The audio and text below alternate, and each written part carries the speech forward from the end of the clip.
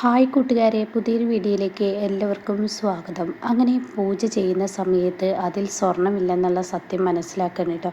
ഇതേ സമയം അവിടെ വസുന്ധര പറയണേ, അല്ല ഇതിലെ സ്വർണ്ണം എന്തേ, ലോക്കറിലിരിക്കുന്ന സ്വർണ്ണം എന്തേ എന്ന് ചോദിക്കുമ്പോൾ ഗൗതം പറയണേ, ലോക്കർ ചാവി അതിന് ശിവാനിയുടെ അരികിലല്ലേ, പിന്നെ ശിവാനിയോടല്ലേ അത് ചോദിക്കേണ്ടത് എന്ന് പറയണേ കേട്ടോ. അത് കേൾക്കുന്നതിനോടുകൂടി ഉടൻ തന്നെ അതെ, ശിവാനിയോട് തന്നെയാണ് ചോദിക്കേണ്ടത് എന്ന പറച്ചിലുമായി നിധി എത്തിയിരിക്കുന്നു കേട്ടോ. അപ്പോഴേക്കും പ്രണവ് പറയണേ, ഇതെന്താ ശിവാനിയോട് ചോദിക്കുന്നത്? അപ്പം നിധി പറയാം, അപ്പോൾ വസുന്ധര പറയാം, ശിവാനിയോട് എന്തിനാ ചോദിക്കുന്നത്, ശിവാനിയല്ലേ ഇപ്പോൾ ലോക്കർ കാര്യങ്ങൾ നടത്തുന്നത്. അത് കേട്ടോടെ തന്നെ പാറു പറയും, ശരിയാണ് ശിവാനി, എവിടെ ഇതിലെ സ്വർണം?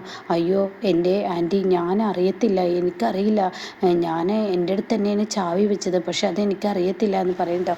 ഇതേ സമയം പാറു പറയണേ, നീ ഇങ്ങ് വന്നേ, ആ ലോക്കറിൻ്റെ ചാവി ഒന്ന് എടുത്തേ എന്ന് പറഞ്ഞിട്ട് ലോക്കർ മൊത്തം തുറക്കാനേട്ടാ.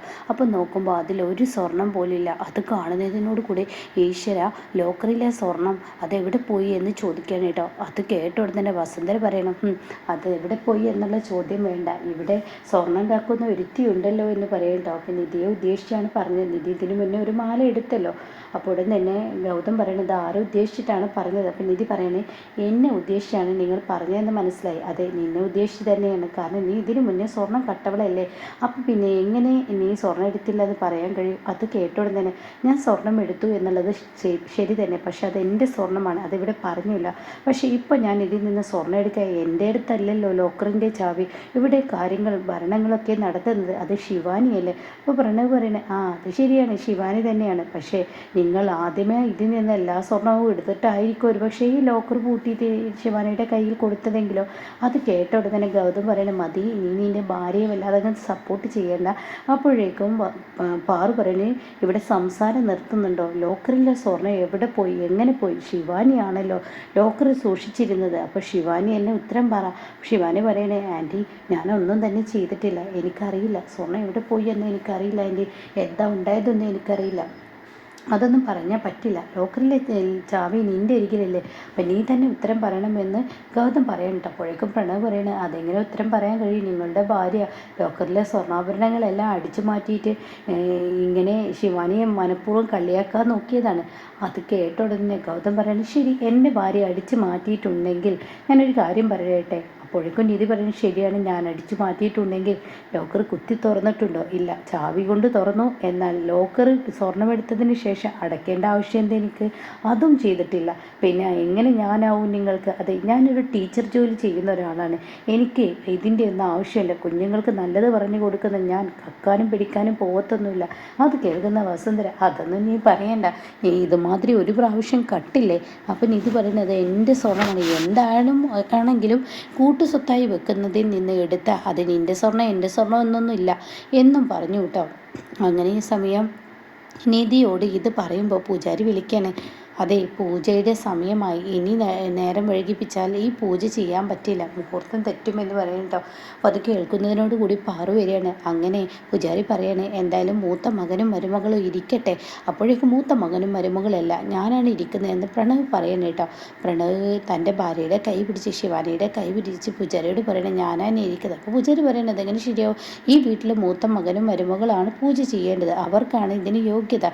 അത് കേട്ട ഉടനെ തന്നെ പ്രണവ് പറയണേ, മൂത്ത മകൻ എന്ന് പറയുന്നത് ഞാനാണ്, മകൻ എന്ന് പറയുന്നത് ഞാനാണ്, എൻ്റെ അമ്മയുടെ മൂത്ത മകൻ ഞാനാണ്, അപ്പോൾ ഇയാളോ എന്നിങ്ങനെ പറയണം. ഗൗതം സാറോ, അത് ഇയാളതിന് ഇവിടുത്തെ മകനല്ലല്ലോ എന്ന് പറയുമ്പോഴേക്കും പാറു, നിർത്തടാ, അതിര് കിടക്കുന്നോ, നിനക്ക് എന്താടാ? അപ്പോഴേക്കും വസുന്ധര പറയണേ, എൻ്റെ പാറു, അത് അവിടെ ചെയ്തോട്ടെ, ഏട്ടത്തി എന്തിനെങ്ങനെ തടയുന്നത്?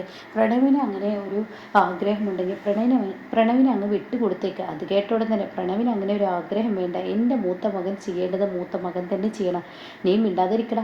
അമ്മേ, ദേ ഞാനാണ് അമ്മയുടെ ഈ വീട്ടിലെ പൂജ ചെയ്യേണ്ടത്, അമ്മ എന്നെ മൂത്ത മകനെ. അത് കേട്ടോടെ തന്നെ, ഇതെല്ലാവരും എൻ്റെ മക്കളാടാ, അതുകൊണ്ട് നീ ഇനി ശബ്ദമുയർത്തിയാൽ നിൻ്റെ കാരണം ഞാൻ നോക്കി പൊട്ടിക്കും, നീ മിണ്ടാതിരിക്കെ.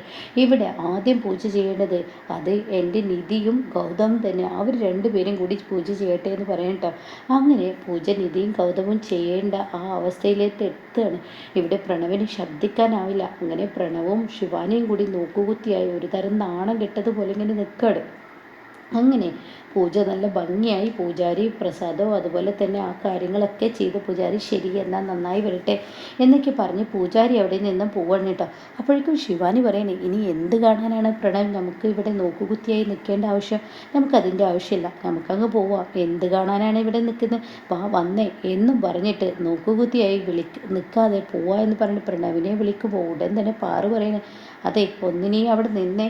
അത് കേട്ടോടെ തന്നെ ഞാനെന്തിനാ ഇവിടെ നിൽക്കുന്നത്, പൂജ അമ്മ ഇപ്പോൾ ചെയ്യിപ്പിക്കേണ്ടവരൊക്കെ ഉണ്ട്, ചെയ്യിപ്പിച്ചില്ലേ, നിന്നോടല്ലടാ നിൽക്കാൻ പറഞ്ഞു, നിൻ്റെ ഭാര്യ ശിവാനിയോട്, നീ ഒന്ന് നിന്നേടി, ആ ലോക്കറിലെ സ്വർണത്തിന് നീ ഉത്തരം പറയണ്ടേ. അത് കേട്ടോടെ ഞാനെന്തിനാ ഉത്തരം പറയുന്നത്, മോഷ്ടിച്ചവരോട് ചോദിച്ചാൽ പോരെ എന്ന് പറയുമ്പോഴേക്കും ശിവാനിയുടെ കാരണം നോക്കി പാറു ഒന്നങ്ങ് അടിച്ചു കേട്ടോ. എന്നിട്ട് ഒന്നങ്ങ് കൊടുത്തതിന് ശേഷം, പെരുങ്കള്ളിയായി നീ എൻ്റെ മുന്നിൽ നുണ പറയുന്നു, പെരുങ്കള്ളി കട്ടതും പോരാ, എന്നിട്ട് കട്ടിട്ടില്ല എന്ന് മറ്റുള്ളവർക്ക് മുന്നിൽ നന്നായി മറ്റുള്ളവരുടെ തലയിൽ ആ കുറ്റമിടുന്നു.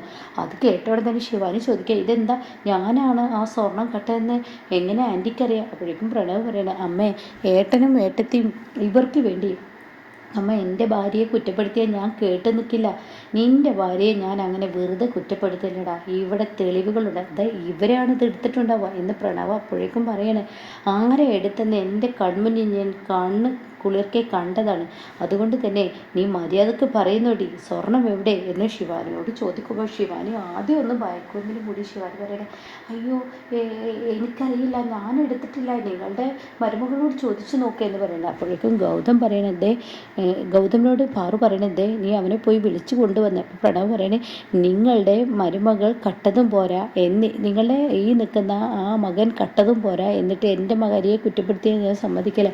എടാ തെളിവ് സഹിതടാ പറയുന്നത്, നിൻ്റെ ഭാര്യ തന്നെയാണ് ഇത് ചെയ്തത്, എവിടെ തെളിവ് എന്ന് പറയുമ്പോൾ ഗൗതമിനോട് പോയി ചെന്ന് വിളിച്ചു വാ എന്ന് പറയണേ. അങ്ങനെ ഗൗതം കെട്ടിയിട്ടിരിക്കുന്ന ആ ഗുണ്ടയും കൊണ്ട് പാറുവിൻ്റെയും ശിവാനി, പ്രണവ് അതുപോലെ വസുന്ധരയുടെയും മുന്നിലോട്ട് അങ്ങ് ഇടാനായിട്ടാ. അപ്പോൾ ഉടൻ തന്നെ പറയടാ, സത്യങ്ങളെല്ലാം വിളിച്ചു പറയാം. അപ്പോഴേക്ക് ഇതാര് എന്ന് പ്രണവ് ചോദിക്കുകയാണ്. അപ്പോൾ ശിവാനിയാണെങ്കിലും പതറുന്നുണ്ട്. ഉടൻ തന്നെ ശിവാനി പറയണേ, ഇവർ മനഃപൂർവ്വം എന്നെ കുരുക്കാൻ നോക്കുകയാണ് എൻ്റെ പ്രണവ് എന്ന് പറയാനേട്ടോ. ഇത് കേട്ടോടെ തന്നെ പാറു, ഇല്ല നിൻ്റെ ഭാര്യ രാത്രിയിൽ, ഞാൻ അതായത് വെള്ളം കുടിക്കാൻ വേണ്ടി റൂമിൽ വെള്ളം ഇല്ലാത്തതുകൊണ്ട് ആളിലോട്ട് വരുന്ന സമയമാണ് ഞാനീ കണ്ടത്, സ്വർണങ്ങളെല്ലാം എടുത്ത് ഇവന് കൊടുത്തിട്ട് ഇനി 2 ദിവസം കഴിഞ്ഞ് ഞാൻ വിളിക്കുമ്പോൾ ഇത് തിരികെ തന്നാൽ മതി എന്ന് പറയുന്നത് ഞാൻ എൻ്റെ കണ്ണുകൊണ്ട് കേട്ടു എന്ന് പറയട്ടോ.